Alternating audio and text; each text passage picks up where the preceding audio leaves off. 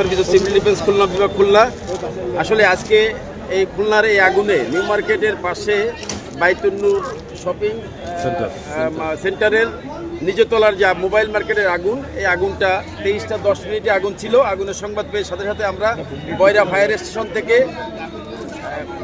এক এক করে আমরা 5টা ইউনিট পাঠিয়েছি। তারপরে পার্শ্ববর্তী আমরা টুটপোড়া ফায়ার স্টেশন থেকে 1টি ইউনিট পাঠাই। সর্বমোট 6টি ইউনিট দিয়ে আমরা আগুনে কাজ করি। অত্যন্ত দ্রুততার সাথে কাজ করার ফলে আমরা আগুন নিয়ন্ত্রণে 23টা 50 মিনিটে সম্পূর্ণ আগুন নিয়ন্ত্রণে চলে আসে। আমরা অলরেডি এখন আগুন নাই, তবুও আমরা দেখতেছি কিন্তু হালকা ধোঁয়া আছে। আগুনের সূত্রপাত দেখা যাচ্ছে, আমরা আপাততভাবে মনে করছি যে আগুনটা বৈদ্যুতিক গোলযোগের ফলে আগুন লাগতে পারে, কারণ বিদ্যুতের অনেক পুরাতন তার ছড়িয়ে ছিটিয়ে ছিল বাইরে থেকে।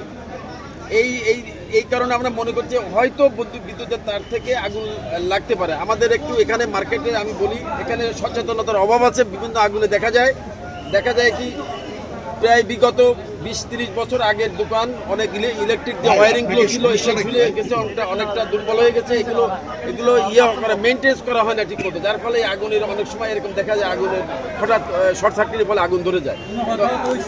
হতাহতের কোনো চিহ্ন পাইনি, প্রাথমিকভাবে আগুন নির্বাপিত হয়ে গেছে।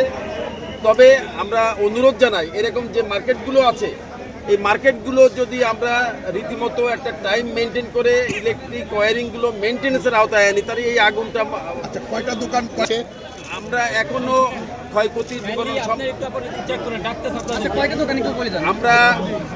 আমরা সম্পূর্ণ এখনো বলতে পারবো না, কারণ আমাদের ওই যে ড্যাম্পিং ডাউনে কাজ হচ্ছে। সম্পূর্ণ আগুন নিয়ন্ত্রণে পরে আমরা বলতে পারবো। আপাতত 10 থেকে 12টা দোকান, মোবাইলের দোকান ক্ষতিগ্রস্ত হয়েছে মনে হয়।